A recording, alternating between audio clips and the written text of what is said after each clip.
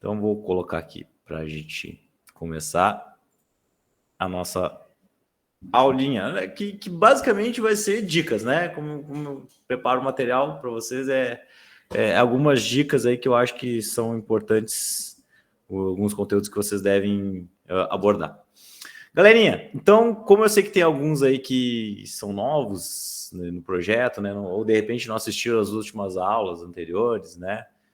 Alguns slides eles se repetem, né, para chamar a atenção de vocês aí, né, como novamente eu falei, a ideia é que vocês tenham um ponto de partida de onde começar os estudos, né, ou de como seguir os estudos, né, já que eu acredito que o Enem está próximo, né, já é dia 13, dia 20, pelo que eu tinha visto, né, então, para você seguir os estudos, né, e finalizar aí, fazer esse fechamento aí dos conteúdos que ainda faltam para vocês estudarem, né. Então, eu programei algumas coisas aqui, como os conteúdos da Física 3, né, que faltou. Deixa eu só pegar minha canetinha aqui, que é Física 3, né, que é a Física do terceiro ano, tá? As características da prova, né, são alguns slides que geralmente aparecem aqui para vocês. Alguns tópicos que eu digo que são os tópicos para a gente dar mais atenção, e algumas dicas finais para vocês, tá?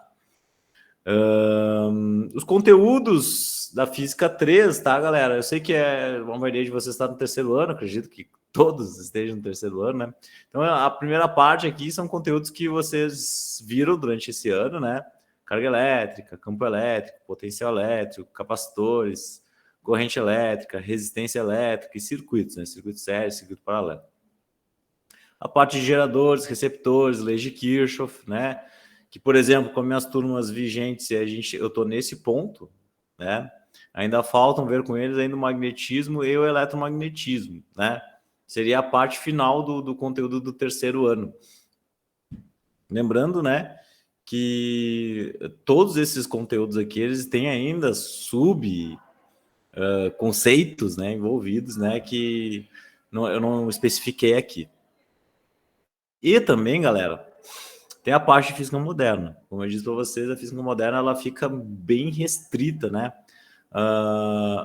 Durante o ano, né? E muitas vezes, eu não acredito que algum professor consiga chegar com 3 ou 2 aulas por semana, né? De disciplina, chegar nos conceitos da física moderna.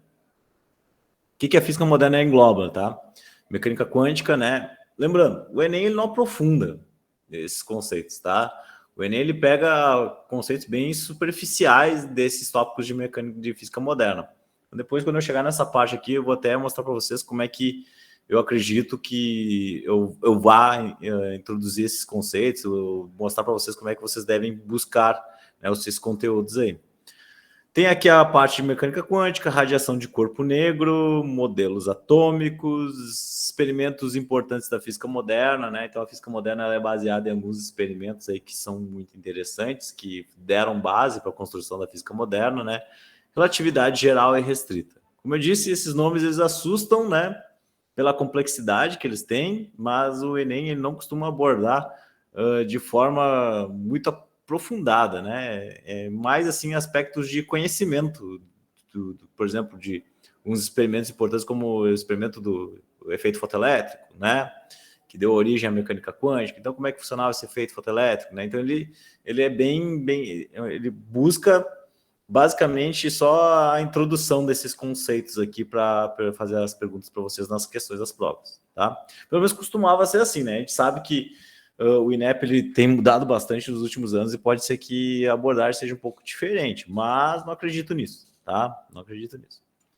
Enfim, galera, as características importantes da prova, né? O basicão, slide repetido. Quem foi essas últimas 2 aulas, né? Sabe que eu sempre chamo a atenção disso, né? Como é que as provas, estilos das questões de física, muito textos, estejam preparados para isso, estejam preparados para a leitura de gráfico, estejam preparados para fazer contas e estejam preparados para interpretar esquemas, né? Olhar, às vezes, a resposta ela está num esquema que é apresentado, por exemplo, um experimento de física, né? Que é feito de tal forma, se tu prestar bastante atenção no esquema que é apresentado, às vezes a resposta está ali, né? Então é isso que eu chamo a atenção de vocês, para quando for analisar as provas de física, tá? Aqui, novamente, aquele gráfico, né, que eu costumo passar para vocês, das questões que mais aparecem nas provas de física do Enem, né? Lembrar aqui que resistores, conteúdo do terceiro ano, né? Energia, trabalho e potência também é conteúdo do terceiro ano, parece bastante. Forças magnéticas, indução e fluxo é conteúdo do terceiro ano. Geradores, receptores e leis de Kirchhoff, está errado escrito, Kirchhoff, escrevi, né? Kirchhoff, também é conteúdo que aparece bastante. Então o Enem ele faz o óbvio, né? Bom, os alunos que estão prestando a prova são do terceiro ano, então a quantidade de conteúdos do terceiro ano que aparece na prova ela é muito maior do que dos outros anos, tá? Então, basicamente isso. Lembrando que a física é uma bola de neve, né, galera? Que eu sempre digo para os meus alunos. Conceitos de aceleração, né? Aqui eu digo aqui, ó, impulso, quantidade de movimento, energia. Conteúdos que aparecem no primeiro, no segundo e no terceiro ano do ensino médio nos conteúdos de física, né? É sempre recorrente essas palavras para a gente, tá? Bom, vamos lá. O que eu fiz? Para a gente começar as abordagens, né, da prova, eu selecionei desses conteúdos que, teoricamente, nós estudamos esse ano, tá? Que vocês estudaram esse ano, eu peguei algumas questões para a gente discutir, né? Não vale a pena eu salientar que vocês devem estudar isso, porque vocês viram esse ano, né? Acredito que é o conteúdo que está mais fresco na memória de vocês. Então, sobre esses conteúdos que estão mais frescos na cabeça de vocês, eu decidi pegar, então, questões para a gente discutir. Eu acho que a gente pegando as questões do Enem, assim, discutindo desses conteúdos aí que vocês viram durante esse ano, vocês vão tirar mais de letra, tá? E já vão entender como é que é a abordagem do Enem. Então, por exemplo, nessa questão puramente de texto, né? Então, o que diz ela? No território brasileiro, existem períodos do ano que apresentam queda na umidade do ar, fazendo com que o ar fique bastante seco. Nessa época, é comum observar que as pessoas, ao saírem do carro e tocarem na maçaneta da porta, levam pequenos choques elétricos. Galera, esse lance, né, da gente tocar em objetos e sofrer descargas elétricas, né, que são os pequenos choques elétricos, tem a ver com cargas elétricas, né, que é um dos primeiros conteúdos lá que nós estudamos no terceiro ano do ensino médio. Então, já sabemos o que a prova está querendo te perguntar nessa questão. Além disso, pessoas que ficam muito tempo em contato com aparelhos eletrodomésticos ou que dormem com roupas feitas de determinados materiais, como seda, ao tocar em objetos metálicos, também sentem as descargas elétricas. Ou seja, levam um choque elétrico. O corpo humano sofre com esse fenômeno de descarga elétrica, comportando-se como um condutor, pois... Bom, daí, galera, vem o seguinte, tá? Essa questão aqui ela envolve carga elétrica, acúmulo de carga, né? Para quem não lembra, se a gente fosse conceituar a quantidade de carga que um corpo absorve, é um número de partículas que a gente tem em excesso, né? Seja ela prótons ou os elétrons, né? No caso, a gente geralmente pode acumular cargas negativas, elétrons, ou cargas positivas, os prótons, né? E a quantidade de carga é N vezes Z, né? Esse N aqui é o número a mais ou a menos que eu tenho de partículas, né? É o excesso, tá? E o E, gente, é a carga elétrica fundamental, é um valor bastante que vocês viram durante o ano todo aí, né? 1,6 vezes 10 a menos 19, que é a carga elétrica fundamental. Só que esse exercício aqui não pede para fazer conta nenhuma, né? Não pede para fazer cálculo de quantidade de carga, nem nada, né? Eu poderia falar sobre os processos de eletrização, poderia falar sobre atrito, né? Ele até deixa a entender que existia aqui o atrito, né? Olha só, quando ele fala da roupa, que a gente fica durante todo o dia, né? No nosso corpo, né? E a gente fica, obviamente, o atrito da roupa com o nosso corpo gera um acúmulo de cargas, né? Gera essas cargas, mas ele pergunta sobre o efeito, né? E o efeito que ele diz aqui como o corpo se comportando como motor é das seguintes alternativas, né? Vamos discutir elas. Então, oferece resistência nula ao movimento da quantidade líquida da carga através do corpo. Gente, resistência nula não existe, tá? Lembrando, resistência, todos os corpos possuem resistência. O único material que não possui resistência é um material chamado supercondutor, quando está em atividade de supercondutância, certo? Quando não está, ele não existe esse tipo de material, tá? Então, permite que a quantidade líquida de carga se desloque com facilidade através do corpo. Parece ok, vamos dar uma olhada nas outras, né? Permite que uma quantidade líquida de carga se desloque com dificuldade através do corpo. Lembrando, o corpo humano ele oferece, né, um comportamento como um bom condutor, né? Tudo que a gente toca em coisas elétricas, a gente sofre choques elétricos bem consistentes. Então, não acredito que não tem a ver com dificuldade, não, tá? Eu daria errado nessa aqui. Letra D, reduz o deslocamento da quantidade líquida de carga em função do aumento da diferença de potencial. Não tem como aumentar a diferença de potencial aqui, né? Lembrando que a diferença de potencial é a famosa DDP, é aquele negócio que a gente mede em volts, né? Não tem a ver com isso aqui, não vai ter aumento da diferença de potencial aqui durante o deslocamento. Alterna a capacidade de deslocamento da carga líquida de carga no corpo, facilitando ou dificultando o fenômeno. Aqui foi o famoso falou nada com nada e não disse tudo. Quer dizer, falou um monte de coisa, mas não tem praticamente nenhum conceito físico aqui relevante para essa letra D, que alterna a capacidade de deslocamento de quantidade de carga líquida no corpo, facilitando ou dificultando o fenômeno. Nada a ver, viajou. Então, a resposta que mais faz sentido aqui é que permite uma quantidade líquida de carga se desloca com facilidade através do corpo. Tá? Então, o corpo humano, quando sofre uma descarga, ele permite que as cargas se desloquem com facilidade no seu corpo, né? Ele serve como um aterramento. Lembrando que o processo de aterramento é aquele processo que a gente faz com um objeto, né, um eletrodoméstico ligado a um fio terra no chão, certo? Quando a gente não tem isso, existe um acúmulo de carga num corpo, né? E a gente toca nele, a gente faz o fio terra, né? A gente faz a descarga elétrica, tá? No caso, o corpo humano. Beleza? Vamos para uma próxima aqui. Essa aqui, não sei se vocês vão conseguir enxergar com facilidade, ó. Em museus de ciências é comum encontrarem-se máquinas que eletrizam materiais e geram intensas descargas elétricas. O gerador de Van de Graaff, eu espero que todo mundo tenha tido contato com algum gerador de Van de Graaff na vida, né? Aqui no laboratório de física tem um, não sei se nos laboratórios de física de vocês tem também. É aquele equipamento que possui um globo, né? E uma fita, geralmente de borracha, que fica atritando, realizando um processo de eletrização que se chama atrito, né? E é um exemplo como até são as faíscas que produz. O experimento fica mais interessante quando se aproxima do gerador em funcionamento com uma mão ou com a mão uma lâmpada fluorescente. Quando a descarga atinge a lâmpada, mesmo desconectada da rede elétrica, ela brilha por breves instantes. Muitas pessoas pensam que é o fato da descarga atingir a lâmpada que faz brilhar. Contudo, se a lâmpada for aproximada dos corpos da situação 2, figura 2, no momento em que a descarga ocorrer entre eles, a lâmpada também brilhará, apesar de não receber nenhuma descarga elétrica. Certo? Então, a grandeza física associada ao brilho instantâneo da lâmpada fluorescente, por estar próximo a uma descarga, por estar próximo. Veja uma palavra aqui que é muito importante nessa questão aqui, é a proximidade. Não é o contato, existe proximidade, né? E aí, se é por proximidade, a gente já pode tirar várias coisas aqui das alternativas, né?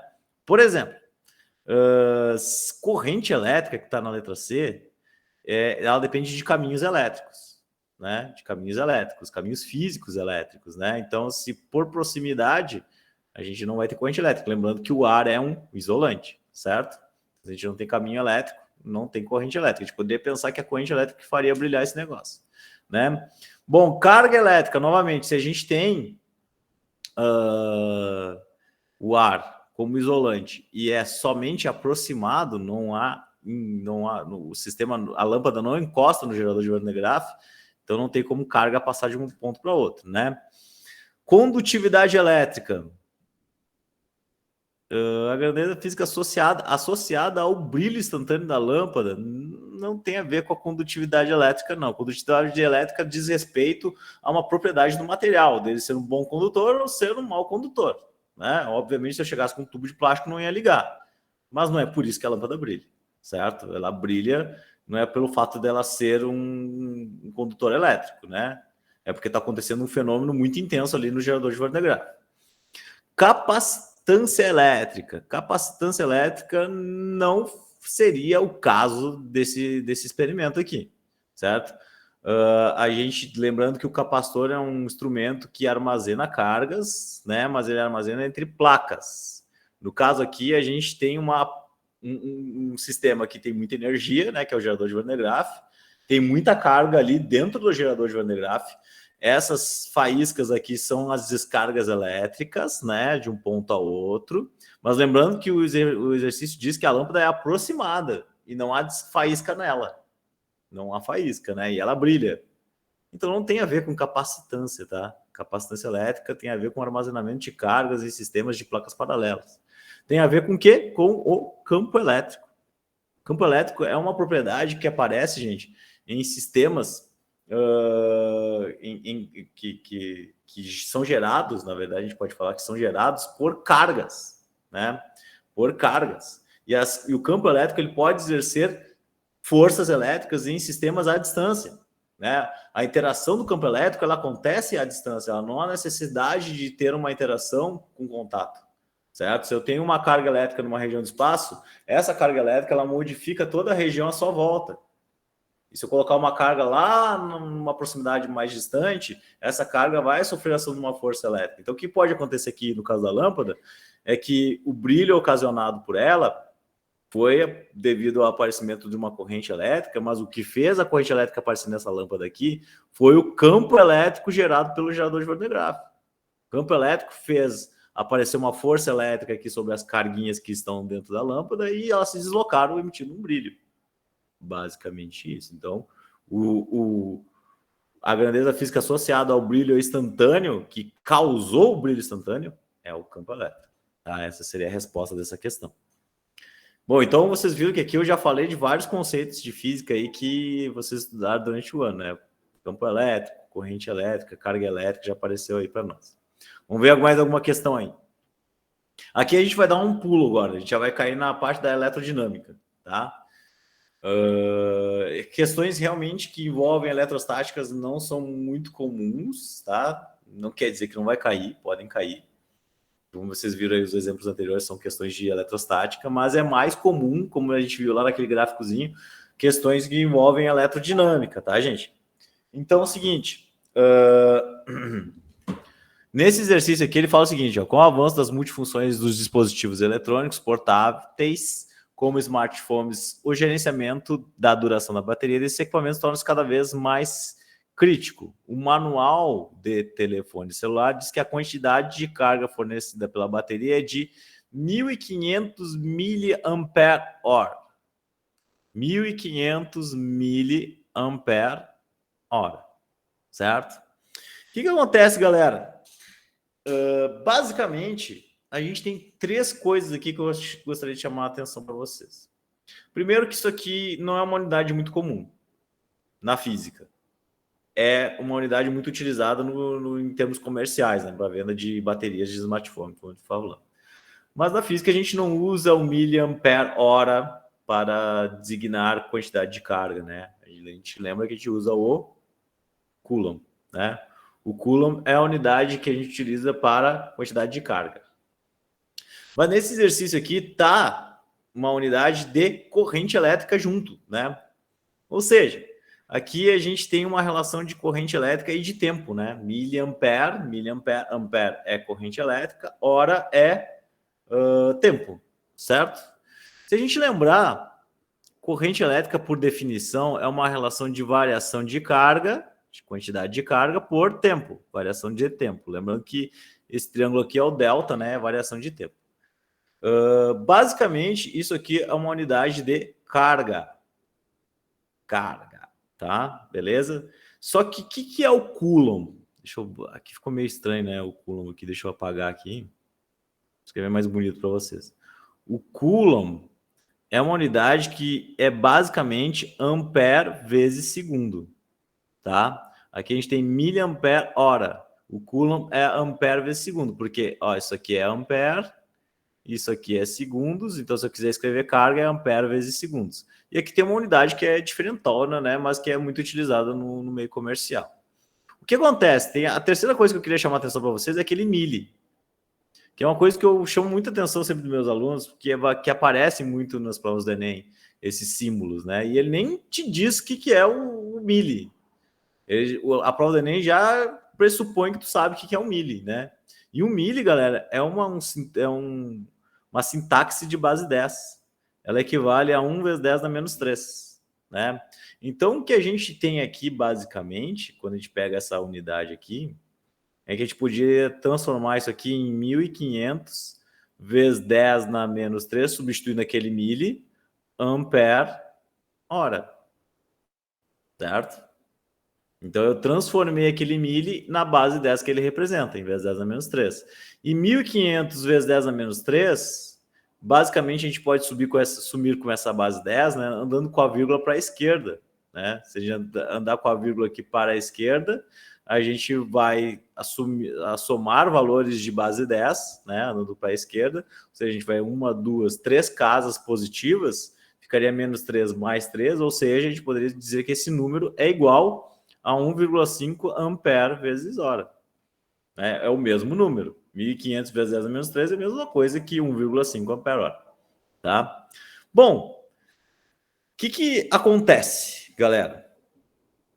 Para a gente transformar, né, ampere hora para coulomb, existe uma relaçãozinha que é bem tranquila da gente entender, né? Que é o seguinte, que 1 ampere hora é basicamente 3.600 coulombs, certo? É uma relação que pode ser realizada através de uma regra de 3. Então, 1 ampere hora é 3.600 coulombs. Então, se eu quero saber quanto que vale 1,5 amperes hora, eu vou ter um X aqui, eu posso resolver este exercício neste momento, né? Sempre digo que é poucas vezes que a gente pode usar regra de 3 para resolver problemas de física, mas isso aqui é um problema de mudança de unidade, né? Então, neste caso, a gente pode usar a regra de 3. Então, é basicamente multiplicar 1,5 por 3.600 e vocês fazendo isso, vocês vão achar isso aqui, ó, 5.400 coulombs, certo? Que é o valor da letra C. Percebam que se vocês não sabem que esse milli equivale a vezes 10 a menos 3, tem uma alternativa bem bonitona aqui para te levar para chutar aqui 5.400.000. Porque se vocês não colocarem o vezes 10 a menos 3 ali e multiplicarem 1.500 por 3.600, vai dar aqueles 5 milhões ali, tá? Ou seja, a gente levando para o pega-ratão, tá? Então, por isso que tem que estar ligado nessas valorzinhos aqui, ó, milli, micro, nano, certo? São sempre relações de 10, de base 10, de 3 em 3, ó, 10 na menos 3, 10 na menos 6, 10 na menos 9, assim como valores altos, né? O quilo, o mega, o giga, né? Que aparecem muito em eletricidade. O quilo, 10 na 3, o mega, 10 na 6 e o giga, 10 na 9. E o Enem, ele não vai te dizer quanto significam esses valores aqui. Ele vai apenas entender que tu já sabe que eles significam e, enfim, se ele aparecer um número mega ali, tem que saber que tem a base 10 na 6, tá? Por exemplo. Bom, seguindo aqui, galera. Vamos ver mais um exercício, tá? Alguns peixes, como o poraquê e a enguia elétrica da Amazônia, podem produzir uma corrente elétrica quando se encontra em perigo. O poraquê de 1 metro de comprimento, em perigo, produz uma corrente de 2 amperes e uma voltagem de 600 volts. Então, o poraquê ele produz uma corrente de 2 amperes e uma voltagem de 600 volts. Né? Voltagem é a DDP, né? É o potencial elétrico. O quadro apresenta aproximadamente apresenta a potência aproximada de equipamentos elétricos. O equipamento elétrico que tem potência similar àquela produzida por este peixe em perigo é o... Galera, esse exercício aqui é aquele que eu digo assim, ó. Se tu tá ligado, tu resolve ele em 20 segundos. Ele não tem dificuldade, mas o que eu preciso saber? As equações de potência, certo? Então eu vou dar uma revisada aqui com vocês de algumas equações que são muito importantes da eletricidade na parte de circuitos. Primeira delas, primeira lei de Ohm. que é utilizada para resistores ôhmicos, né? Que são os resistores, geralmente, que nós trabalhamos quando nós estamos falando de circuitos. Na primeira lei de Ohm aparece uma relação linear entre tensão e corrente elétrica, que é dada por uma relação V igual a R vezes I. V de volt, R de resistência, I de corrente, certo? Ao mesmo tempo, aparecem maneiras de nós calcularmos potência a partir de 3 equações, que relacionam essas 3 grandezas físicas, né? A primeira relação aqui, V vezes I, que relaciona tensão e corrente. Outra relação aqui, R vezes I ao quadrado. E uma outra equação que é o V quadrado sobre R.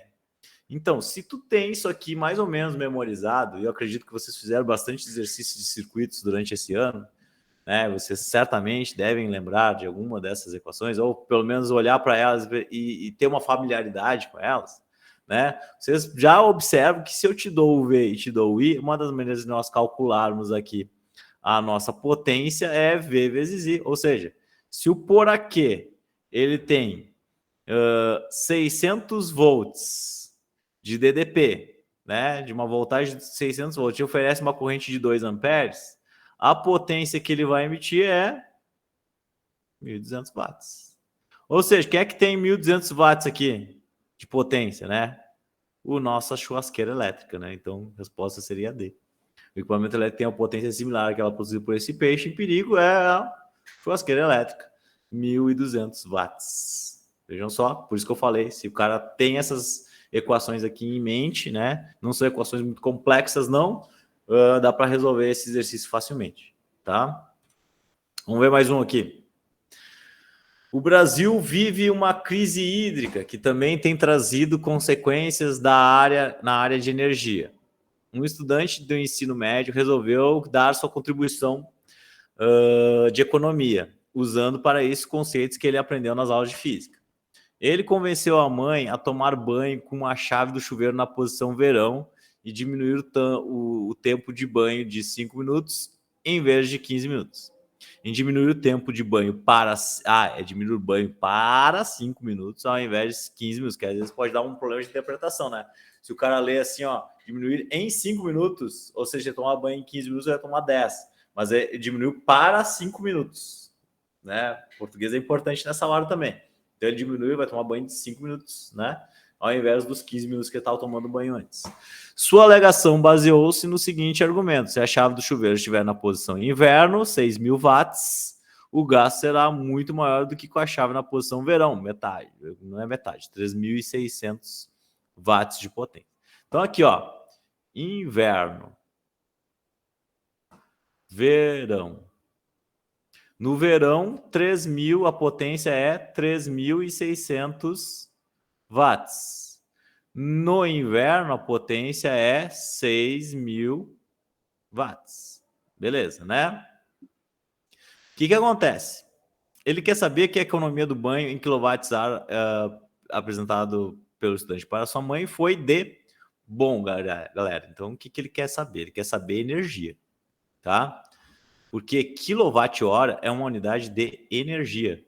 É a unidade lá que a RGE, que a CE, seja lá qual for a empresa que te fornece energia elétrica na tua casa, é a maneira que ela mede a energia elétrica consumida, quilowatt-hora. O quilowatt-hora é uma junção da equação de energia, que é potência vezes tempo, onde a potência é dada em quilowatts e o tempo é dado em horas, certo? Essa é a junção dessa unidade. O quilowatt-hora é quilowatt vezes hora, beleza? O que acontece? Pode ser o quilo, né? O quilo equivale a 1/10⁻³. Novamente, o Enem fazendo usar a sintaxe de base 10. 1/10⁻³, tá? Então, significa o seguinte: como é que eu posso escrever 6.000 e 3.600 em quilowatts? Basicamente, eu tenho que fazer aparecer uma base 10⁻³, mas eu não posso modificar esse número, né? Ou seja, se eu escrever esse número como sendo 6 vezes 10⁻³ watts, este número, então, estará escrito como sendo 6 kW. A mesma coisa para esse número aqui, ó. 3,6 kW é a mesma coisa que 3,6 vezes 10 na 3 watts. Ou seja, apareceu o quilo aqui. Então, deixa eu botar esse número aqui também do ladinho, ó. 6 quilowatts. Então, no inverno e no verão, esses são as potências em quilowatts. Qual é o meu próximo trabalho? Né? Isso é fácil. A gente viu aí, sabendo o que é o quilo, tá tudo tranquilo. Que eu preciso agora? Eu preciso transformar o tempo que no inverno, o tempo, botar tempo dia aqui, que é tempo do inverno, era 15 minutos. Eu preciso transformar 15 minutos em horas, tá? E eu preciso transformar o tempo do verão em 5 minutos em horas também, tá? Então, como é que a gente vai transformar esses caras aqui em horas? Basicamente, 15 minutos a gente sabe que é um quarto de hora, né? Mas a gente pode dizer o seguinte, ó. Fazer uma regrinha de 3. 1 hora é 60 minutos. Se eu tenho 15 minutos, eu tenho X. Certo? Então, basicamente, o que a gente vai ter aqui... Eu vou pegar uma calculadora para não perder muito tempo fazendo as contas. Eu sei que vocês vão fazer... Vocês não terão calculadoras, né? No dia do Enem, mas o tempo no inverno, como eu havia prometido, é um quarto de hora, ou seja, 0,25. Eu nem sei por que eu fiz, né? 0,25 horas, tá? Tá ali, 0,25 horas é um quarto de hora, como é 15 minutos. E o tempo no verão vai ser a mesma coisa. A gente pode fazer uma regrinha de 3 aqui, ó, 60 minutos, né? 1 hora e 60 minutos. 5 minutos vai ser quanto? X, né? Então aqui faz a relaçãozinha e o tempo no verão, que vai aparecer a partir da resolução disso aqui, vai ser 5 sobre 60, ou seja, isso aqui é 0,083. 0,083 horas, tá? É basicamente o tempo que nós temos aqui para os 5 minutos, tá? Qual é a nossa próxima etapa? Saber quanto de energia é consumido, né, no inverno, ou seja, pegar os 6 quilowatts e multiplicar por 0,25, certo? E saber quanto de energia foi gasto no verão, ou seja, pegar 3,6 e multiplicar por 0,083, tá? Esse daqui vai dar 6 vezes 0,25, 1,5, redondinho, bonitinho. Isso aqui, quilowatts-hora, tá? E esse cara aqui é 3,6 vezes 0,083, aqui dá 0,29, mais aproximadamente, vamos tentar aproximar aqui, 0,3. Tá? Vou dar uma aproximada aqui, tá, gente? Perceba que os números do Enem aqui geralmente permitem aproximações, né? Então, galera, qual é a economia? Qual foi a economia? Olha só, no verão ele gastou 0,3 kWh. No inverno ele estava gastando 1,5 kWh. A economia do banho em kWh apresentada pelo menino é o quê? Um menos o outro aqui, né? Ou seja, 1,2 kWh. Letra C. Percebam que o Enem é tão safado que ele coloca aqui, ó, o 0,3 e o 1,5 que nós chegamos nas contas, tá? E ele ainda põe o 1,8. Ou seja, se tu, ao invés de subtrair, tu somar aqui, tem todas as alternativas possíveis para as contas, tá? Então, por isso tem que estar ligado na maneira como ele resolve. Tá, gente? O que ele pede nos exercícios, tá bom?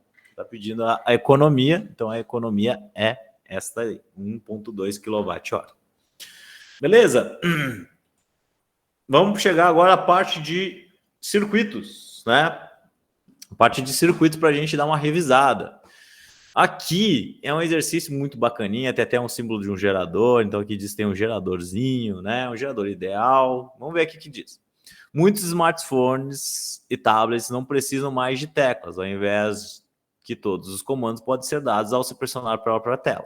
Inicialmente, essa tecnologia é proporcionada por meio das telas resistivas. Essas telinhas aqui, ó, desse jeito, desses moldes, tá? Ó, vejam só. 2 resistores aqui, 2 resistores aqui com uma chavezinha, a chave A e a chave B. Formados basicamente por 2 camadas de material condutor transparente para que não se encostam, até que alguém pressione, modificando a resistência total do circuito de acordo com o ponto onde toque. Então tocou ali, vai fazer o contato, né? Vai fechar a chavezinha, vai modificar a resistência elétrica do sistema, então a tela vai reconhecer que teu dedo está naquela posição. Então, se naquela posição tem alguma informação que está sendo vinculada ali, ele vai resolver, ele vai fazer a operação, né? É assim que funciona os smartphones. Se não me engano, hoje em dia as telas são capacitivas, não são resistivas. As resistivas aí são uma tecnologia mais anterior, tá? Bom, enfim. A imagem é uma simplificação do circuito formado por pelas placas, em que A e B apresentam os pontos onde o circuito pode ser fechado por meio do toque. A pergunta é a seguinte: qual é a resistência equivalente do circuito provocada por um toque que fecha o circuito no ponto A? Pá, toquei e fechei o circuito no ponto A. Percebam que o ponto B está em aberto, tá? Beleza. Então, lembrando, para fechar circuito, gente, tem que ter caminho para a corrente elétrica passar, né? Então, aqui a corrente elétrica pode vir por aqui, seguir aqui para baixo e fazer a volta, ou ela pode seguir por aqui, como fechou o circuito no A, ela pode dar a volta. Então, o circuito ele compreende esse resistor e este resistor. Este resistor aqui ele está fora do circuito, porque aqui está em aberto, tá? Então, o resistor ali do ponto B, ele não está dentro do circuito. Então, o que a gente tem que fazer para resolver esse exercício? Lembrar de como funciona a associação de resistores, né? A gente tem três tipos de associação de resistores, né? Nós temos série, onde a gente, para obter a resistência total, a gente soma os valores das resistências, certo? A gente tem a resistência em paralelo, onde nós podemos fazer a soma dos inversos para obter a resistência total. Soma dos inversos. Se eu tiver vários resistores aqui, segue baile. Ou eu posso usar uma equaçãozinha que eu gosto mais, que é essa aqui, ó. Só que eu posso aplicar ela somente entre dois resistores, né? R1 vezes R2, R1 mais R2. E mais, eu vou dar mais uma dica aqui, que é o seguinte: se os dois resistores são iguais, se eles são iguais as resistências, a resistência equivalente é a resistência deles sobre 2. Se eles são iguais, tá? Aí é o seguinte, se eu apertar no A, eu vou observar o seguinte: como é que é um circuito série de resistores? O circuito série de resistores é quando os resistores fazem contato entre si apenas entre um dos seus extremos. O outro extremo é ligado em outra parte do circuito. Já um circuito paralelo é quando os dois extremos dos resistores fazem ligação entre si. Então, no caso, a gente observa que nós temos esse resistor e esse resistor que fazem ligação entre si. Opa! Volta. Fazem ligação entre si nesse extremo e nesse outro extremo. Ou seja, configuram um circuito paralelo. E mais, são resistências iguais, certo? A gente percebe que depois, eu poderia redesenhar esse circuito, depois de fazer esse paralelo aqui, eu perceberia que nós teríamos um resistor em série com eles. Porque esse extremo aqui é ligado em outra parte do circuito, e o outro extremo aqui dos outros resistores também é ligado em outra parte do circuito. Ou seja, configuraria um circuito série. Apenas um dos extremos faz ligação entre si, né? Então, o que nós temos aqui? Nós temos um circuito que nós chamamos de misto. Certo? Um circuito misto, onde nós temos um paralelo e um série. Como é que eu começo? Eu começo resolvendo paralelo, certo? Onde aqui a gente percebe que o série aqui, esse resistor aqui, ele está em série apenas com os dois resistores em paralelo aqui, tá? Ele não está em série apenas com esse de 4K, ele está em série com tudo, porque este A aqui fez a ligação. Então, como é que ficaria a resistência ali do paralelo? A resistência paralela é o valor da resistência, 4 kΩ, sobre 2. Isso aqui, gente, ó, se as resistências são iguais, eu posso usar isso, ou seja, 2 kΩ de resistência. Então, logo depois eu vou ter uma série. O que é série? É os 4 kΩ deste resistor aqui, mais o resultado do paralelo, que é 2 kΩ, ou seja, a resistência total do circuito. Deixa eu botar aqui a resistência total do meu circuito. Eu não consigo apagar agora. Muito bem, legal. Então, vou só riscar aqui. A resistência total do meu circuito vai ser 6 kΩ. Que está aqui a resposta. 6 kΩ de resistência equivalente. Óbvio que se eu tivesse apertado a letra B aqui, né? Professor, licença um pouquinho. Vai acabar o horário? Sim, vai Tá. acabar. Eu enviei Beleza. no chat. Então me mandem o link. Vamos ver.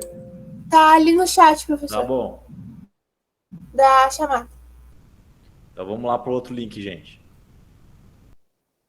Então, galera, continuando aqui, eu acho que a maioria do pessoal já conseguiu entrar. E agora eu fiz errado. Deixa eu mudar aqui, gente. Deixa eu novamente colocar aqui. Pronto, agora sim. Então aqui, não sei por que ele não foi agora.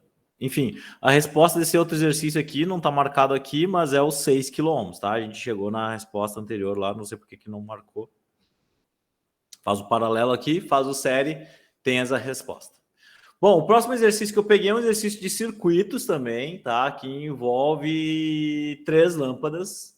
Lembrando, 3 lâmpadas onde os seus extremos estão ligados entre si, significa que nós temos circuito paralelo.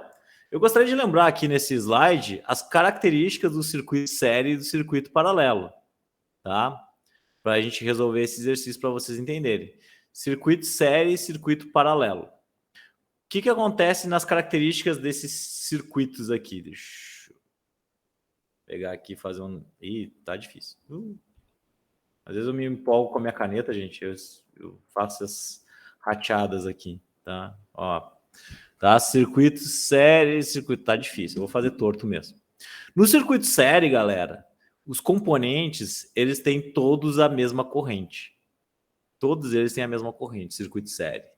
Porém, as tensões divididas entre os componentes, ou seja, uma fonte de alimentação, ela vai oferecer aquilo que a gente chama de quedas de tensão nos componentes. Então, ao ligar componentes em série, nos circuitos, resistores em série, no circuito série, a gente vai ter quedas de tensão, tá? Ou seja, a tensão ela vai se dividir entre os componentes. Porém, a corrente elétrica é a mesma em todos os componentes. No circuito paralelo, é o contrário. A corrente, ela se divide entre os ramos, certo? Então, a gente vai ter uma corrente elétrica que sai aqui do nosso gerador, lembrando que o sentido que nós utilizamos é o sentido convencional, né? E aí a corrente elétrica ela vai ter vários caminhos, ela vai poder seguir para essa lâmpada, ela vai poder ir para frente, para cima aqui, seguir para essa outra lâmpada, o outro restinho aqui para cima para outra lâmpada. Ou seja, a corrente se divide no circuito paralelo, o que, ao contrário da tensão, que é a mesma em todos os componentes. Todos os componentes vão ter a mesma tensão. Então, se a fonte de alimentação oferece 20 volts aqui, eu vou ter 20 volts nessa lâmpada, eu vou ter 20 volts nessa lâmpada, eu vou ter 20 volts nessa lâmpada. Beleza? Sabemos as características do circuito série e circuito paralelo, identificamos que isso aqui é um circuito paralelo. Aí vem a pergunta, olha lá, vamos ver. 3 lâmpadas indentes foram ligadas ao circuito esquematizado. A bateria apresenta resistência interna desprezível, ok. E os fios possuem resistência nula, só informações de praxe. Um técnico fez uma análise do circuito para prever a corrente elétrica nos pontos A, B, C, D e E. Então, os pontos A, B, C, D e E, tá? E rotulou como correntes IA, IB, IC, ID e E. Tá? Ele está analisando corrente elétrica. E lembrando, corrente elétrica no circuito paralelo é diferente. Elas se dividem, tá? Aí é o seguinte... O técnico concluiu que as correntes apresentam o mesmo valor. Quais são as correntes que apresentam o mesmo valor? Galera, é o seguinte. Vamos olhar para o circuito. A corrente elétrica no ponto A aqui, essa corrente IA, é a corrente que sai da fonte. Ali está toda a corrente do circuito. Mas lembre-se que a corrente elétrica são elétrons em movimento. Então, essa corrente ela vai entrar nessa lâmpada aqui e vai se dividir. Então, em IB, a gente já não tem o mesmo valor de IA, porque já teve uma parcela da corrente que entrou aqui na lâmpada. Beleza? Então, IB já está defasada do valor total do IA.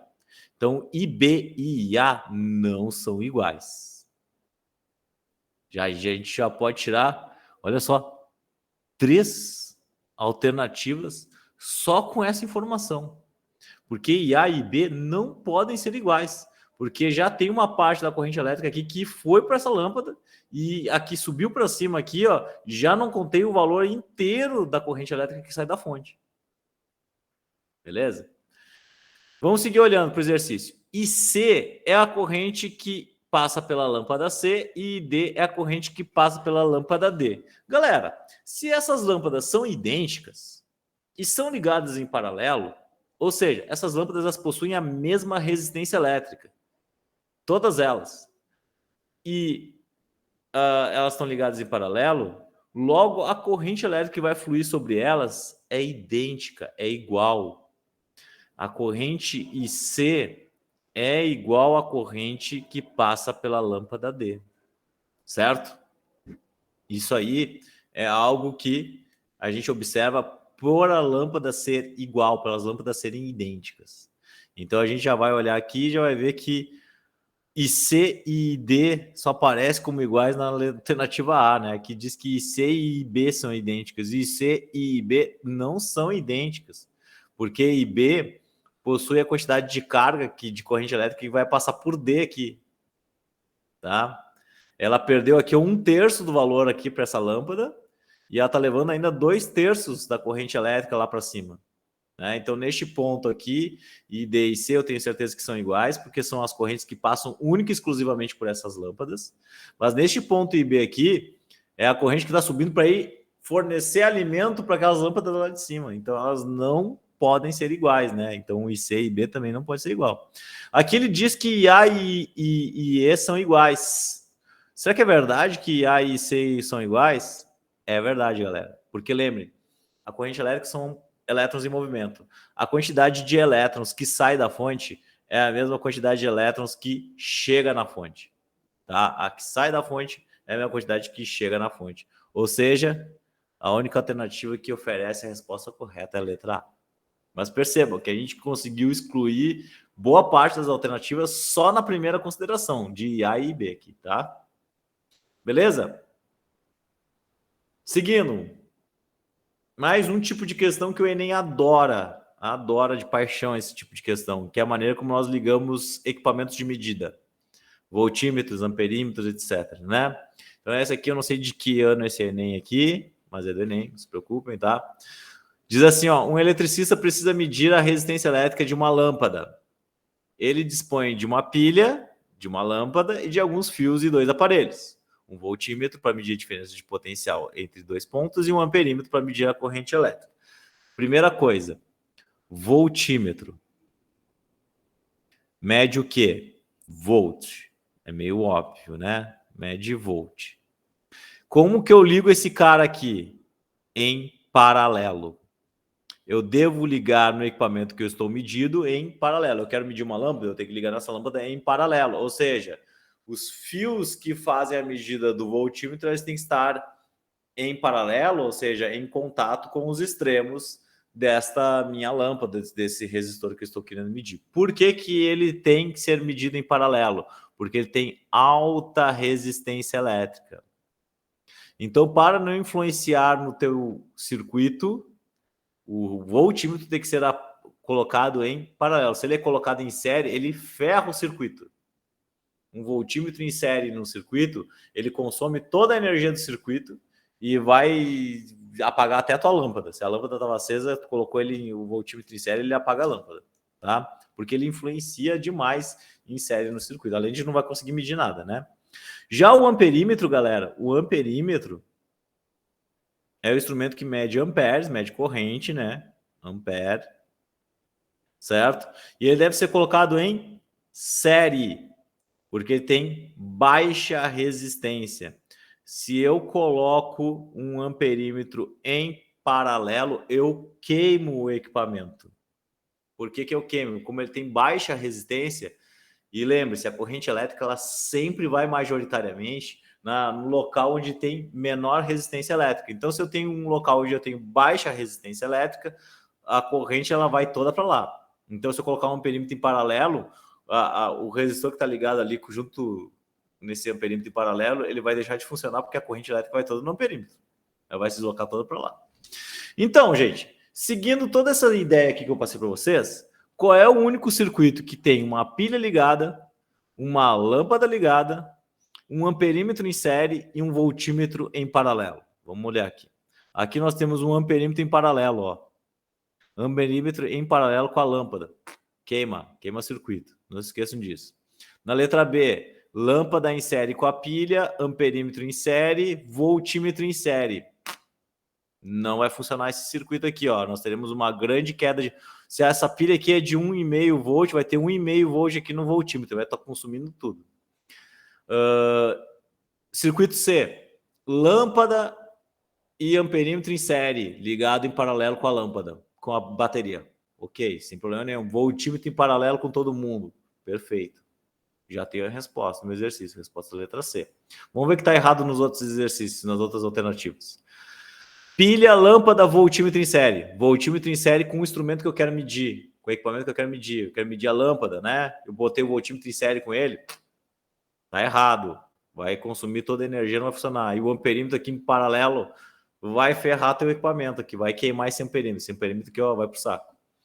Novamente, a letra D aqui aparece de novo, tá? Repetiu aqui, gente. Letra E, voltímetro em série com a pilha. Olha só, ele tá em série com a pilha. Ferrou, vai ficar toda a tensão em cima dele, né? Lâmpada e o amperímetro em paralelo com a lâmpada. Ferrou também, tá? Vai queimar esse amperímetro aqui. Então, a única maneira correta da gente fazer a ligação aqui é a ligação da letra C. Por isso que ela é a correta. Tá bom? Galera, seguinte, a gente analisou várias questões que envolvem eletricidade, tentei pegar aí as que contemplavam a maior parte dos conteúdos do ano, e agora a gente vai entrar numa seara de alguns conteúdos que a gente não viu ainda, né? Pelo menos que eu não mostrei para meus alunos, eu não sei se algum professor de física já entrou nesses conteúdos, se entrou melhor ainda para vocês, né? Sinal que o professor conseguiu guiar melhor o conteúdo programático durante o ano aí do que eu, tá? Que é a parte de magnetismo, tá? Galera, infelizmente, eu não tenho como passar esse conteúdo aqui inteiro para vocês, né? Eu já consumi quase 1 hora da nossa aula, então eu tenho pouco tempo. O que eu vou fazer aqui, ó? Vou dar dicas de como vocês podem fazer para procurar material sobre isso e como vocês podem fazer para os tópicos que vocês devem levar mais em consideração na hora do estudo. Tá bom? É isso que eu vou fazer aqui. Eu, obviamente, vou dar algumas dicas. Galera, primeiramente, né? Este material aqui, depois eu vou passar para o pessoal do projeto. Tem links aqui de aulas, de 1 hora de aula, da parte do magnetismo, eletromagnetismo 1 e eletromagnetismo 2. Tá? São aulas minhas, tá? São com duração de 1 hora. Quem quiser assistir essas aulas, que tem muito mais detalhes do que vai ter agora, tá? Então, eu já estou encaminhando esse material aí que vocês podem aproveitar, tá? Não é um conteúdo voltado para o Enem, não vai ter questões de Enem resolvidas, mas vai ter questões que envolvem eletromagnetismo resolvidos, tá? Beleza? Dito isto, vamos dar uma olhada nos tópicos que a gente precisa dar um pouquinho mais de atenção, que eu acredito que vocês deveriam dar, tá? Primeira coisa, saber o básico sobre ímã. Tá? A gente precisa saber o básico de ímã para chegar nessa prova. Então, o que a gente precisa dar uma olhada? Na origem dos efeitos magnéticos. Da onde que é a origem? A origem é a estrutura da matéria, né? Do movimento dos spins dos elétrons. A partir disso que a gente obtém os efeitos magnéticos. Os tipos de materiais magnéticos. Os ferromagnéticos, paramagnéticos, diamagnéticos, né? Então, os ferromagnéticos são aqueles materiais que eles, ao serem colocados dentro do campo magnético, eles mantêm as propriedades magnéticas, como, por exemplo, o ferro, etc., né? Materiais de ferro aí, geralmente são materiais ferromagnéticos. Os paramagnéticos são aqueles materiais assim que, quando submetidos a um campo magnético, eles adquirem propriedades magnéticas. Mas se eu tirar o campo, eles perdem novamente essas propriedades magnéticas. E os diamagnéticos, que eles, ao serem colocados dentro de um campo magnético, eles adquirem o sentido oposto do campo magnético vigente. Eles obtêm o sentido contrário do que é dado, tá? Então, entender um pouquinho desses tipos de materiais aí que nós temos, tá? Outra coisa, saber que em ímãs não temos positivo e negativo. Não existe positivo e negativo em ímãs, existe polos. Quais os polos? Polo norte, polo sul. O ímã é dividido em polo norte e polo sul, certo? E como é que esses caras se interagem? Simples. Aí é parecido com carga elétrica. Parecido, porque carga elétrica é positiva e negativa. No ímã é norte e sul. Daí é o seguinte, norte com sul, atração. Norte com norte, repulsão. Sul com sul, repulsão também. Certo? Então, quando eu viro um ímã, eu tenho duas possibilidades com o ímã, né? Se eu pegar dois ímãs na mão. Se eu pegar dois ímãs na mão, eu aproximar eles, eles podem grudar, norte com sul. Se eu inverter um dos ímãs e der norte com norte, por exemplo, eles não vão grudar. Eu vou forçar minha vida toda aqui e esses ímãs não vão grudar porque eles vão ter repulsão magnética, tá bom? Essa é a primeira coisa. O efeito dessas forças magnéticas também, elas são inversamente proporcionais à distância, né? Conforme a maior a distância, menor os efeitos dessa força magnética, tá? Que mais? Saber como é que funciona o campo magnético da Terra. Ponto para estudo, tá? O campo magnético da Terra, ele é invertido com relação aos polos geográficos da Terra. Então, no polo norte da Terra, está o sul magnético da Terra. No polo sul da Terra está o norte magnético da Terra. Professor, teria como eu pegar um ímã, quebrar ele ao meio e quebrar e deixar o norte de um lado e o sul do outro? Não. Um ímã não consegue, a gente não consegue ter monopolos magnéticos. O que seria o monopolo magnético? Pegar o ímã que só tenha sul. Isso não existe.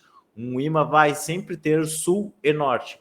E o ímã da Terra tem sul e norte. Ou seja, o sul magnético dele está lá no polo norte, certo? Lá pro lado dos Estados Unidos, lá pro lado do Canadá, que é aquela região. E o polo norte magnético da Terra está na região sul, tá pro nosso lado aqui. Beleza? Isso aí é ponto que é muito fácil ser abordado em provas. A gente entender. Por isso que a bússola, o norte da bússola sempre aponta para o norte, tá? Porque lá no norte está o sul magnético. Norte atrai sul, sul atrai norte. Lembrem disso, né? Então, por isso que o norte da bússola, que é imantado, certo? Ele sempre aponta para o norte, porque lá está localizado o sul magnético, tá? Que mais? Campos magnéticos. Como é que são os campos magnéticos dos ímãs? Tá? Os campos magnéticos eles têm a direção de sair do norte e entrar para o sul. Então, o campo magnético da Terra, do campo magnético de um ímã, ele sempre sai do norte e entra no sul. Essa é a ordem, tá? O campo magnético ele sempre tem essa região. A gente consegue visualizar esses campos magnéticos, tá? Fazendo uso de limalha de ferro. Obviamente não coloque limalha de ferro direto no ímã, senão tu nunca mais vai desgrudar, tá? Já fiz isso. Então coloca uma plaquinha, né? Aí tu coloca as imagens, tu consegue ver as linhas de campo magnético da Terra, os campos magnéticos de um ímã, tá? Eles têm esse formato, são mais intensos nas bordas. Essa é a ideia, tá? O que mais? Estou passando adiante, tá, gente? Estou indo com certa velocidade, porque isso aqui são só os tópicos que eu acho que vocês podem abordar nos estudos de vocês. Outro tópico aqui, experimento de Oster. O experimento de Oster é um experimento muito importante, porque nesse experimento aqui se descobriu que um fio percorrido por corrente elétrica gera campo magnético. Isso é muito importante. Que se eu pegar um fio e fazer percorrer a corrente elétrica nele, eu gero campo magnético, certo? Você tem ideia que eu consigo produzir a partir a ideia desse experimento aí que eu posso produzir ímãs artificiais. O que eu preciso? Eu preciso basicamente de fio e corrente elétrica, tá? Basicamente isso. Gente, tá caindo o mundo aqui. Se eu desconectar, é porque acabou a internet e acabou a luz aqui no campus, tá? Mas vamos torcer para que não acabe nada disso. Galera, Então, esse experimento de Oster é legal que vocês deem uma olhadinha como é que ele foi feito, como é que ele funcionou, porque pode ser pauta de assunto de questão de Enem, tá? Este experimento deu origem à lei de Ampère, certo? A lei de Ampère, aquele carinha da corrente elétrica, por que será que ele foi homenageado? Por causa que ele também fez esse trabalho aqui, ó. Ele aproveitou esse experimento para construir a relação de que corrente elétrica percorrida em um fio. Essa figurinha é bem emblemática, porque nós temos um fio aqui que passou corrente elétrica por ele e gerou linhas de campo magnético. Essas coisas redondinhas aqui são as linhas de campo magnético, né? E a gente determina a direção deste campo magnético por uma regra de mão. Na parte do magnetismo começam a entrar as regras de mão, tá? Por exemplo, aqui neste caso, que é a regra da mão direita, o sentido, o dedão dá o sentido da corrente e a palma da mão dá o sentido do campo magnético. Porque a gente viu que com Oster, que campo magnético, corrente elétrica gera campo magnético, tá? E o campo magnético tem direção e sentido, porque ele é um vetor, beleza? Enfim, existe uma equação para a lei de Ampère, que é uma equação que permite calcular o campo magnético. O campo magnético é dado por essa letra B, maiúsculo, é o campo magnético. E ele envolve isso aqui, ó, μ0 vezes I sobre 2π vezes R. O que é R? R é a distância que eu estou calculando este campo. O que é I? Corrente elétrica, certo? Corrente elétrica. μ0 é uma constante. Geralmente o Enem fornece esse valor, tá? Por ser uma constante com valores bem complicados de se decorar, o Enem costuma fornecer esse valor aí, tá? Beleza? Se não me engano, ele vale 4π vezes 10 a menos 7 no vácuo, o μ0, tá? Eu não vou anotar aqui porque... Mas enfim, qualquer livro de física que vocês abrirem vai ter esse valor do μ0 aí no vácuo. Que mais? Galera, graças a esses caras aí da lei de Ampère, a gente consegue produzir os eletroímãs. Os eletroímãs que são os ímãs que a gente liga e desliga, né? O ímã natural é aquele ímã que tu encontra na natureza, que tem propriedades magnéticas, enfim, vai ter o resto da vida dele propriedade magnética. O eletroímã é o ímã que eu ligo e desligo. Como é que eu faço para ligar e desligar ele? Ó, corrente, tira a corrente elétrica. Se eu tirar a corrente elétrica, acabou o efeito magnético. Coloquei corrente elétrica, apareceu o efeito magnético, tá? E dentro disso, aparecem essas figurinhas aqui, desses sisteminhas aqui, que são muito comuns. Aqui nós temos uma espira. Aqui nós temos aqui desse lado nós temos um solenoide. E aqui, esse cara aqui, agora me faltou o nome dele. Deixa eu lembrar o nome dele. Bobina. Aqui está a bobina. Tá? Aqui nós temos uma bobina, um solenoide e uma espira. Tá? Uma espira. Qual é o grande lance desses caras aqui? É que a gente consegue aumentar a intensidade do campo magnético usando essas ferramentas aqui. Porque uma espira é um fio só. É um fio só com formato circular. A corrente ao circular nele gera um campo magnético. Tá? Basicamente, eu posso calcular a intensidade desse campo magnético dentro da espira por uma relaçãozinha de μ0 vezes I, bem parecida com o que nós tínhamos antes. Só que este R aqui é o raio da espira. Não é distância, tá? É raio da espira. Opa! Raio da espira. Só que o que acontece? Quando eu começo a juntar várias espiras, eu formo a bobina. E a bobina certamente vai te oferecer uma intensidade de campo magnético muito maior que uma espira. Então eu faço uma espira, eu tenho uma intensidade de campo magnético. Se eu quiser um magnetismo mais forte, eu vou lá e faço uma bobina, certo? Então a bobina ela vai se diferenciar da espira pelo número de voltas, né?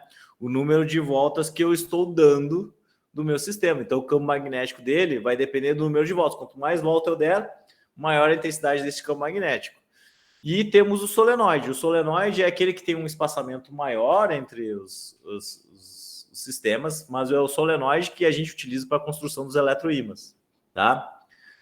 E o solenoide, a diferença dele é que tem esse argumento aqui do comprimento dele, que é o L, né? Então, aqui um solenoide, ele vai depender do número de voltas que eu dei, vai depender do μ0, da corrente elétrica que está passando por ele e do comprimento dele, tá? Do comprimento desse solenoide aí, tá? Como a gente usa eletroímãs, a gente dá muitas voltas, muitas voltas, porque a gente quer, às vezes, ímãs muito fortes.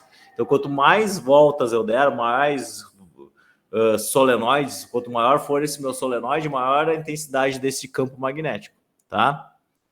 Como é que eu faço para aumentar a intensidade deste campo magnético? Que é o que geralmente a gente faz no mundo real. A gente coloca um núcleo de ferro. Um núcleo de ferro dentro do solenoide, eu intensifico ainda mais a intensidade deste campo magnético, tá? Bom, o que mais que é importante você dar uma olhada? Força magnética, certo? Força magnética e um condutor percorrido por corrente. Eu vou explicar por que isso aqui vai ser importante. Então, quando a gente tem um fio percorrido por corrente elétrica e a gente coloca esse fio dentro de um campo magnético, imagine só, tem um fio, ele tem corrente elétrica dentro desse fio e eu joguei esse fio dentro de um campo. Lá, botei uns ímãs aqui, aí formou um campo magnético aqui, né? Porque tem ímãs, certo? Joguei esse fio lá percorrido por corrente. O que vai acontecer com esse fio? Ele vai sentir força. Esse fio ele pode ser deslocado para cima ou ser deslocado para baixo. O que vai depender esse deslocamento? Por uma regra de mão. A regra de mão que vai estabelecer aqui, ó, para onde vai aparecer essa força magnética. Se vai fazer esse fio ir para cima, se vai fazer esse fio ir para baixo, tá? Então, esse aqui é um tópico importante, porque a partir desse tópico, gente, a gente consegue construir os motores elétricos. O que eu preciso para construir um motor elétrico?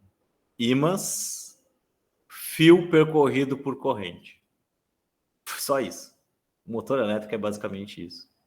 Eu faço um fio, obviamente vocês estão vendo que aqui tem uma espira, né? Uma espira quadrada. Se eu fizer uma espira, aqui no GIFzinho tem uma espira redonda, né? Se eu fizer várias voltas, eu tenho uma bobina, né? Olha lá. No experimentozinho do GIFzinho é uma bobina, né? Vários e vários fios, porque eu quero aumentar a intensidade dos efeitos magnéticos, né? Então, se eu botar uma espira, a força vai ser uma. Se eu aumentar o número de voltas, a força vai ser bem maior. Então, por isso que eu coloco isso. Aqui embaixo tem um ímã. Então, vejam só, para eu fazer um negócio girar, ou seja, para girar precisa aparecer força magnética, nesse caso aqui, eu preciso de um fio percorrido por corrente e de ímãs. É assim que a gente constrói motores elétricos. Por isso que esse tópico aqui é importante. Por isso que esse tópico aqui é interessante que vocês deem uma olhadinha com mais carinho, tá? Força magnética produzida por um fio condutor percorrido por corrente, tá? Seguindo mais um tópico que é importante vocês darem uma olhadinha, tá? Que também está tudo lá nas aulas lá que eu postei lá para vocês no YouTube ali. Aqueles linkzinhos lá, vocês vão ter esses conteúdos aí. Obviamente, eu abordo com muito mais carinho e com muito mais tempo. Esse aqui, Lei de Faraday-Lenz, indução eletromagnética, tá? Galera, esse aqui é muito simples. O raciocínio é tranquilo de vocês entenderem. Se a gente viu que corrente elétrica, um fio percorrido por corrente elétrica gera campo magnético, será que um campo magnético não produz corrente elétrica? Essa era a pergunta, né? E a pergunta que a gente pode responder é que sim, campo magnético gera corrente elétrica. Mas não é qualquer campo magnético que vai gerar corrente elétrica, tá? Não é pegar um campo, pegar um fio lá e deixar o fio dentro do campo magnético que vai gerar corrente elétrica. Não é assim. Para gerar a corrente elétrica, eu preciso fazer com que haja variação do campo. Eu preciso que seja um campo variável. Então, quando eu pego aqui, por exemplo, um pedaço de ímã, aqui nós temos uma espira, e eu fico aproximando e afastando, aproximando e afastando, aproximando e afastando esse ímã, eu estou variando o campo magnético. E só aí vai aparecer a bendita da corrente elétrica. Tá? Se eu deixar o ímã paradinho aqui dentro dessa espira aqui, nada acontece. Eu preciso da bendita da variação. Então, para eu gerar aqui, ó, isso aqui é força eletromotriz, né? Então, a lei de Faraday-Lenz, ela fala sobre força eletromotriz, mas o que a gente acaba medindo sempre é corrente, né? Mas a lei de Faraday-Lenz fala sobre força eletromotriz e isso aqui é variação de fluxo. magnético, tá? Essa aqui é uma letra grega chamada Φ, uma das letras mais bonitas que tem das gregas, né? O Φ maiúsculo. Deixa eu tentar desenhar ele bonito aqui, ó. Esse aqui é o Φ maiúsculo, não saiu tão bonito, mas é ele. Φ maiúsculo sobre tempo, então variação de fluxo magnético em função do tempo gera força eletromotriz, que é a tensão. Professor, por que isso aí é importante? Por que tu acha que vai cair um negócio desse na prova do Enem? Porque a partir desse princípio aqui que a gente consegue construir os geradores elétricos. Os geradores elétricos nada mais é... Para que serve um gerador elétrico? Para produzir energia elétrica. Onde é que tem gerador elétrico? Numa usina hidrelétrica, numa usina termoelétrica.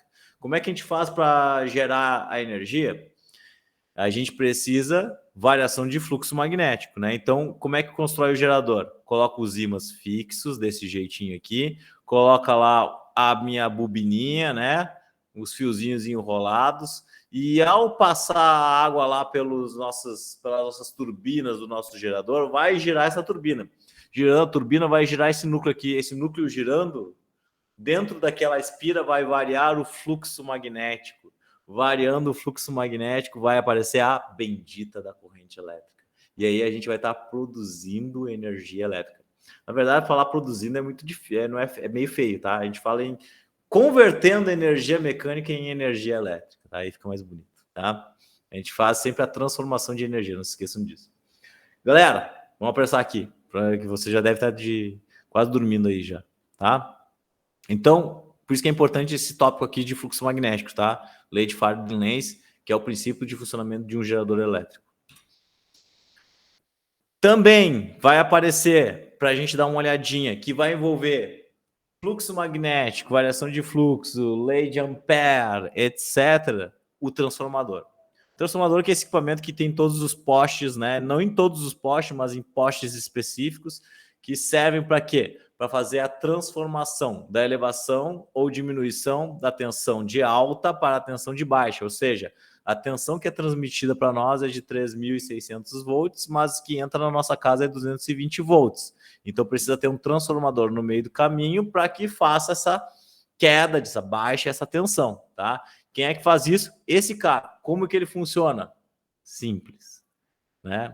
Chega a corrente elétrica aqui, bonitona, passa pelos meus fiozinhos. Corrente elétrica gera campo magnético. O campo magnético, né? Ele vai ser um campo magnético variável. Por que é um campo magnético variável? Porque a energia produzida lá na usina é uma tensão alternada. Então, essa corrente elétrica ela vai e volta, né? Quando é alternada, ela vai e volta. Várias vezes por 60 vezes por segundo, né? Que é a frequência de operação normal. Ela vai e volta várias vezes aqui, ó, lei de Ampère. Lei de Ampère, corrente elétrica produzindo campo magnético, tá? Só que como nós temos um núcleo de ferro, esse núcleo de ferro ele consegue operar de forma a reproduzir esse campo magnético nessa outra região. Ou seja, aqui nós temos uma parte que nós chamamos de primário, né? Tá aqui, ó, primário, e essa parte aqui é o secundário. O que no secundário a gente vê? Ele não tem ligação elétrica, com o primário, o secundário. Não tem. Só que como é que ele sente esses efeitos? Pela variação do fluxo magnético gerado pela essa corrente aqui. Essa corrente fica para lá e para cá, para lá e para cá, gera variação de fluxo. A variação de fluxo faz gerar a corrente elétrica aqui neste outro lado. Ou seja, o transformador ele é algo que pode aparecer na prova de vocês, porque ele junta dois efeitos magnéticos. Lei de Ampère, lei de Faraday-Lenz, certo? Lei que produz corrente elétrica, produz campo magnético, e do outro lado que campo magnético produz corrente elétrica, certo? Então é a partir desse princípio que pode aparecer. Eu já vi questão de transformador no Enem, tá? Eu ia pegar para apresentar para vocês aqui, mas não ia dar tempo, tá? Bom, esse é um tópico que eu acho que vocês também deveriam dar uma olhadinha, tá, galera? Agora, rapidamente, breve comentário para não ocupar muito tempo de vocês já. Física moderna. Galera, vou fazer alguns comentários e eu linkei aqui também alguns vídeos. Não são vídeos, alguns são didáticos, são feitos para estudar, outros são vídeos que explicam a mais a critério de curiosidade, Por que eu botei esses vídeos aí? Porque esses vídeos que são a critério de curiosidade são muito bem feitos. Então, os caras, o youtuber, né, que fez esse vídeo aí, que fez esse vídeo falando sobre esses aspectos, eu peguei eles porque são conceitos muito diferentes. São conceitos que a gente não está acostumado a trabalhar. Então, eu acho que é interessante para vocês terem esse primeiro approach nesses conceitos físicos da física moderna, que vocês olhem esses vídeos que são muito bem elaborados. São vídeos ok, são feitos por pessoas que são físicas, né? Esse cara aqui que eu linkei aqui bastante vezes, ele é físico, tá? Então, tudo que ele fala aqui tá coerente, tá ok, tá? E aí eu linkei aqui alguns dos assuntos que mais aparecem na prova do Enem, em termos de física moderna. Radiação de corpo negro, que é um problema que começou lá em torno de 1900, certo? É uma radiação que todos os corpos superaquecidos produzem, só que a física clássica não conseguia resolver. A física clássica não conseguia montar uma teoria para descrever esse efeito, e teve que chegar uma nova teoria para conseguir descrever isso. Então, a radiação de corpo negro ela é chave para o início dessa física moderna, o início da mecânica quântica, tá? O efeito fotoelétrico, que é um dos efeitos que mais vi questão no Enem, tá? Então, com certeza, olhem vídeos sobre efeito fotoelétrico. Tentem procurar no livro de vocês lá de física do ensino médio, que tem uma partezinha do efeito fotoelétrico. Dê uma olhadinha lá nos exercícios, como é que se resolve o efeito fotoelétrico. Não é difícil, tá? O efeito fotoelétrico, inclusive, é o que deu o prêmio Nobel para o Einstein, tá? O Einstein não ganhou o prêmio Nobel por relatividade, não. Porque a relatividade levou um bom tempo até ser comprovado. Mas o efeito fotoelétrico era um problema que existia lá em torno de 1905, e no ano mágico lá do Einstein, em torno de 1905, ele escreveu um artigo que resolvia e explicava o efeito fotoelétrico, tá? Os modelos atômicos, modelo de Rutherford, modelo de Dalton, modelo de Bohr, modelo de... Enfim, esses modelos atômicos vocês precisam dar uma olhada, precisam estar atentos. Inclusive, no último modelo que não fala nesse vídeo, que é o modelo mais aceito, que envolve lá a equação que envolve o Schrödinger, né? Aquele cara que é famoso pelo gato de Schrödinger, né? Nos modelos atômicos, o Schrödinger também tem lá uma contribuição, tá? Porque o modelo atômico que a gente mais aceita hoje em dia é da nuvem eletrônica, certo? Não é as órbitas bonitinhas lá, o elétron como uma bolinha, não. É uma nuvem eletrônica, é uma probabilidade de achar o elétron naquela região do espaço. Então, dê uma olhadinha nesse vídeo aqui que fala sobre os modelos atômicos, que eu acho que vocês precisam saber. Nesse videozinho aqui, explica um pouco sobre o início da mecânica quântica, que é como o Enem cobra de vocês. Ele não vai cobrar coisas aprofundadas, ele vai cobrar coisas bem leves sobre o início da mecânica quântica. Então, se vocês assistirem esse vídeo, vocês vão ter uma boa ideia de o que é a mecânica quântica, onde é que nós usamos a mecânica quântica, né? E para que ela serve. E, por final, uns tópicos mais complexos da física, que é a relatividade. Este vídeo é bem legal, porque esse youtuber aqui ele foi bem didático, tá? Ele foi bem didático para explicar a relatividade. Eu acredito que vocês dando uma olhadinha nesse videozinho aqui, vocês vão estar bem amparados para alguma questão que envolva a relatividade, certo? Obviamente, aconselho também pegar o livro de física ali nos tópicos de relatividade para dar uma olhadinha, tá? Que existe alguns teoremas lá que são meio importantes para vocês olharem, tá? Galera, no mais, acredito que os 3 conteúdos da física aí foram abordados durante as três aulas que nós ficamos aí. Enfim, eu estou aqui para dar dicas apenas, dar orientações de tópicos que vocês precisam se aprofundar. Eu acredito que as dicas estão dadas, os principais tópicos ali eu chamei a atenção de vocês. Enfim, o resto é com vocês, é estudar, baixar a cabeça, fazer alguns exercícios, refazer algumas provas do Enem, tentar resolver ela, né? A prova não é o bicho, ela é difícil, mas ela não é impossível, tá? Se vocês se dedicarem, se vocês estudarem, tenho certeza que vocês vão conseguir entender, tá bom? Ficamos por aqui. Alguém ainda está vivo? Obrigado pela aula, professor. Capaz, tudo certo, tá, gente? Qualquer coisa, qualquer dúvida que vocês tenham, vocês podem entrar em contato comigo aí. Entre em contato com o pessoal do projeto, mandar alguma pergunta, alguma questão que não conseguiram resolver, podem mandar que em algum momento eu posso ajudar vocês. Beleza? Beleza. Então tá, gente. Então tá. Tchau pra vocês. Professor. Obrigado pela aula. Valeu.